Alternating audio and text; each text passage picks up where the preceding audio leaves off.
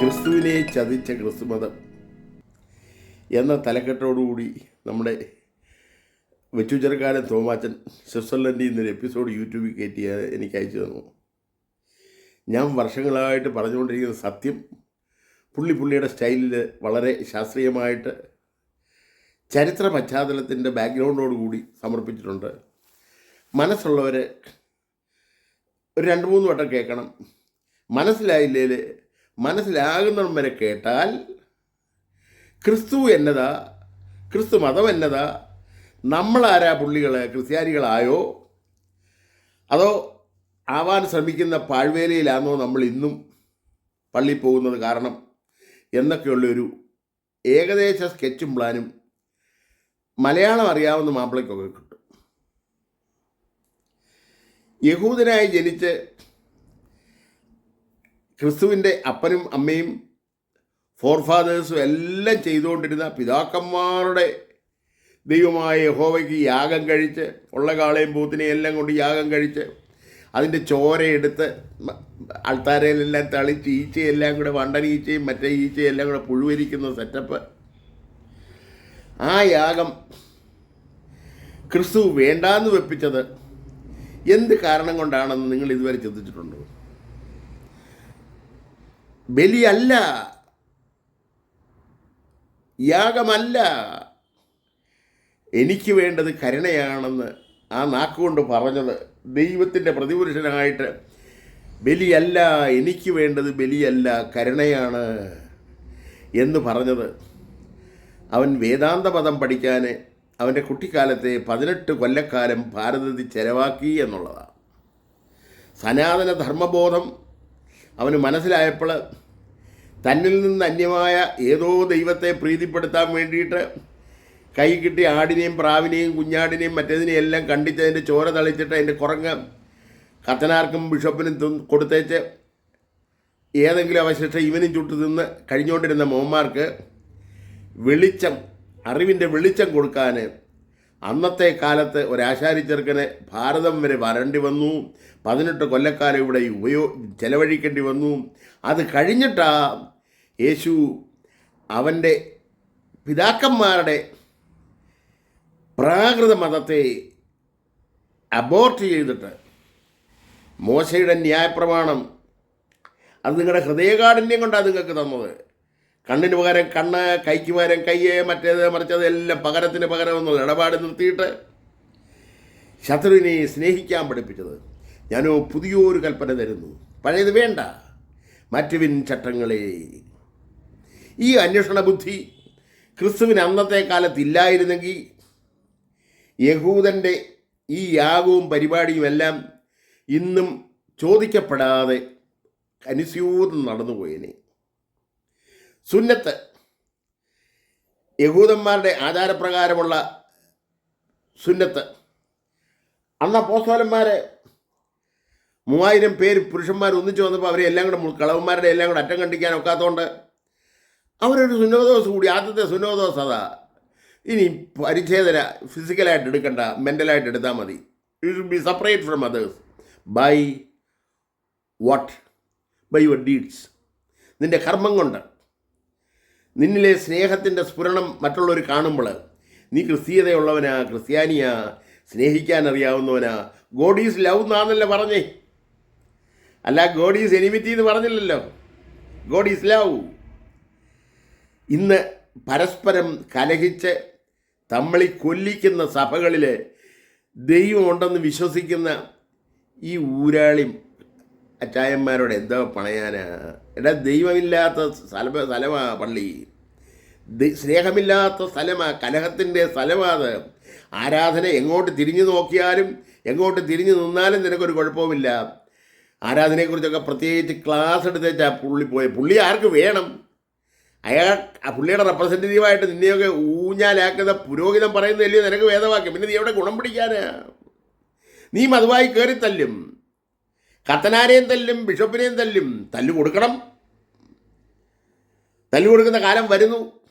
ആളുകൾക്ക് വിവരമാവുമ്പോൾ KP യോഹന്നാൻ അടുത്ത കാലത്ത് എന്നെക്കാട്ടി 3 വയസ്സിന് ഇളയതാ.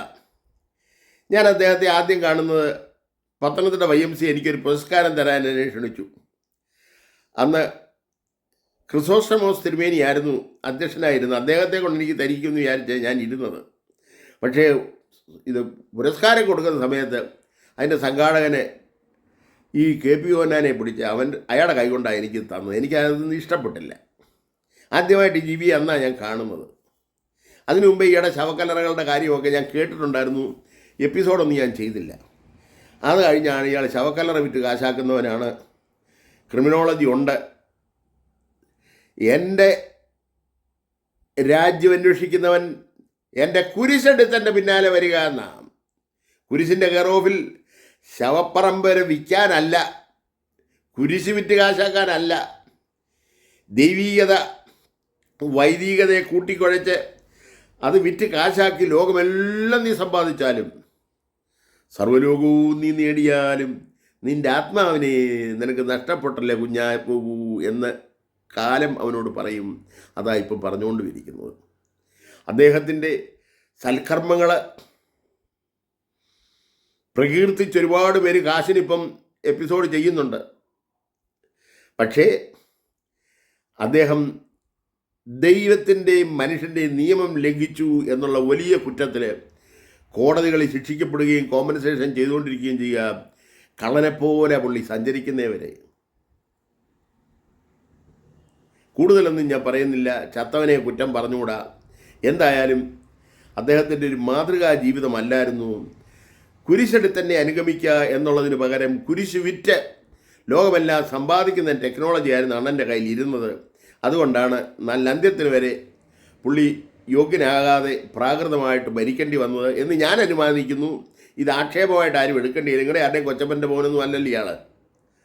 എന്തായാലും പോയവൻ പോയി. ഇനിയിപ്പോൾ കാശിന് വേണ്ടി തമ്മിലടിക്കുന്ന കുറേ മെത്രാന്മാരെയും അച്ഛന്മാരെയും ഇത് കണ്ടുകൊണ്ടിരിക്കുന്ന ശേഷം ജനത്തെയും നിങ്ങൾക്ക് കാണാം. പക്ഷേ ഞാൻ പറഞ്ഞ ആശയം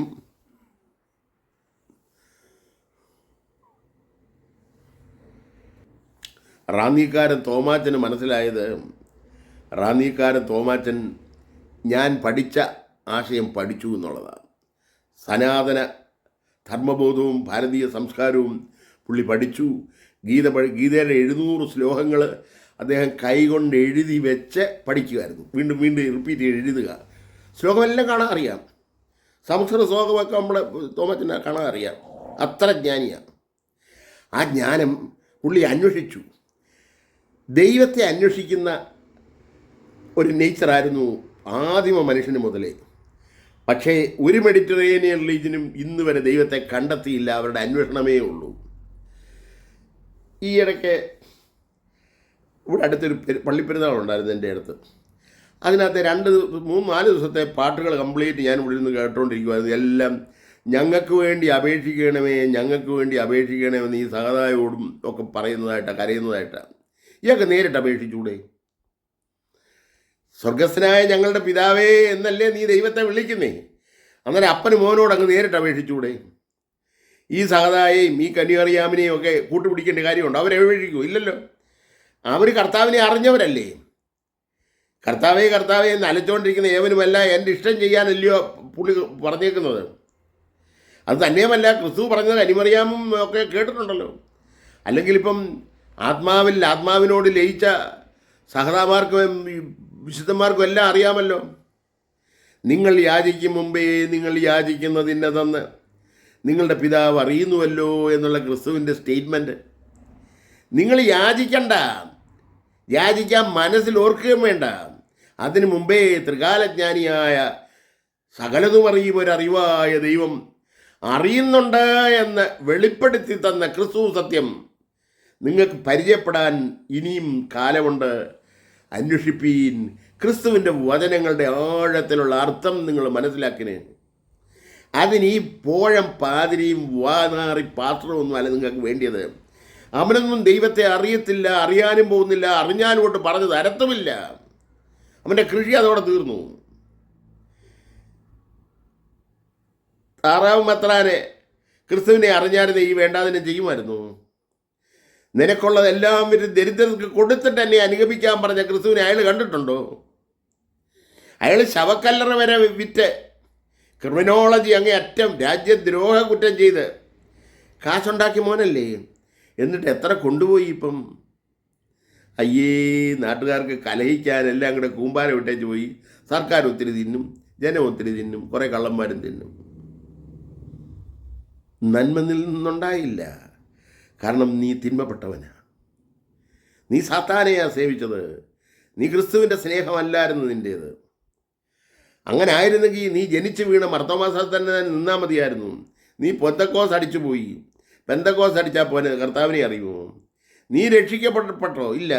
നീ രക്ഷിക്കപ്പെട്ടതെന്നുണ്ടെങ്കിൽ രക്ഷ ദൈവത്തിൻ്റെ ദാനമാണ് എന്നുള്ളത് നീ ആദ്യം അറിയണ്ടേ. നിനക്ക് അടിച്ചു മാറ്റാൻ ഒക്കുന്ന സാധനമാണോ ദൈവം സ്നേഹം? രക്ഷ നിനക്ക് അടിച്ചു മാറ്റാൻ ഒക്കുന്നതാണോ? അല്ല. അതവൻ്റെ കൃപ കൊണ്ട് അവൻ തരുന്നതാ. കൃപ ലഭിച്ചായിരുന്നു ഇങ്ങനെ അന്ത്യത്തിന് ആവുമോ? ഇതിപ്പം കാലത്തിന് മാതൃകയാക്കി അവനെ ദൈവം ഉപയോഗിച്ചു. എത്ര സമ്പാദിച്ചാലും അവസാനം പുല്ലിന് തുല്യം നിരണ്ട നാളുകളോ ഹല്ലേലൂയ മൂഞ്ചി പിടഞ്ഞു മരിച്ചു. അവസാനം ഒരു അനുതാപത്തിൻ്റെ മസ്മോറ ചൊല്ലാൻ പോലും അളിയന് വകുപ്പ് കിട്ടിയില്ല, സമയം കിട്ടിയില്ല, സ്വസ്ഥത കിട്ടിയില്ല, സമാധാനം കിട്ടിയില്ല. വേദന കൊണ്ട് പിളഞ്ഞോ അല്ലെങ്കിൽ കൊടുത്ത മരുന്നിൻ്റെ ലഹരിയിൽ മയങ്ങിയോ ആള് പ്രാണനെ വിട്ടുപോയി.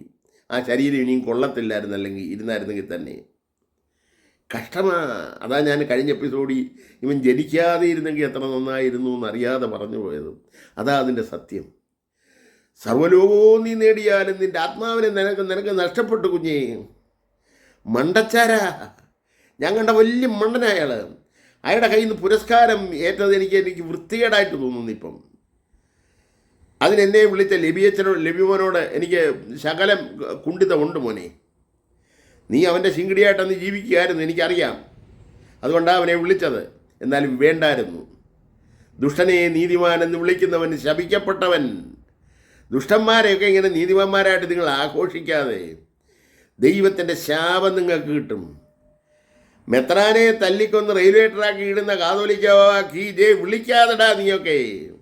നീയൊക്കെ കാലത്തിൻ്റെ ശാപമേക്കും. അവനെ കൊലയാളിന്ന് വിളി. എങ്ങനെങ്കിലും ആ കേസ് അഭയാ കേസ് പൊക്കിയ പോലെ പൊക്കിയിട്ട് ആരാ ഇതിൻ്റെ കുറ്റവാളി, എങ്ങനെയാ ചത്തതെന്നുള്ളത് നിങ്ങൾ കണ്ടുപിടി. സത്യാന്വേഷിയാവ്. അന്നേരം നിനക്ക് ക്രിസ്തുവിൻ്റെ അന്വേഷണ ബുദ്ധി വരും. അന്വേഷിപ്പീൻ കണ്ടെത്തും. ദൈവരാജ്യം അന്വേഷിച്ചാൽ, ദൈവത്തെ അന്വേഷിച്ചാൽ ഇവിടെ ഹിന്ദു ഋഷിമാരെ കണ്ടെത്തിയ പോലെ നേതി നേതി അതല്ല അതല്ല അതല്ല. പിന്നെ എവിടാ? ഏതാ ദൈവം?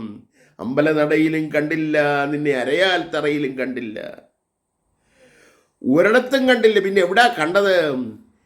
എന്നിലെ ബോധമായിട്ട്. ഞാൻ തന്നെ അവൻ, ഞാനെന്ന് പറയുന്നവനാ ദൈവം. ഞാനെന്ന ബോധം. ദൈ ന്യൂ ഈസ് ഗോഡ്. നിന്നിലെ നിന്നെ നീ കണ്ടെത്തുമ്പോൾ നീ ദൈവത്തെ കണ്ടെത്തി.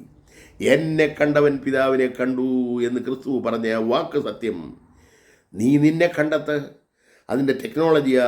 അറയിൽ കയറി വാതിലടച്ച രഹസ്യത്തിലുള്ളതിൽ പിതാവിനോട് പ്രാർത്ഥിക്കുക. 5 ഇന്ദ്രിയങ്ങളാകുന്ന കണ്ണും മൂക്കും നാക്കും ചെവിയും ത്വക്കും എല്ലാം ഒന്ന് ഷട്ട് ഡൗൺ ചെയ്തിട്ട് ബഹിർസ്ഫുരങ്ങളായിട്ട് വെച്ചേക്കുന്ന ഇന്ദ്രിയങ്ങളെ അകത്തോട്ട് തിരിച്ചു വെച്ചിട്ട് shut down and return to inner mind. മൗനമാക്കിയിട്ട് മനസ്സിൻ്റെ മൗനങ്ങളുടെ ആഴങ്ങളിൽ നിനക്ക് ദൈവത്തെ കണ്ടെത്താനൊക്കും, ദൈവത്തോട് സമ്മതിക്കാനൊക്കും. അതാണ് പ്രാർത്ഥന.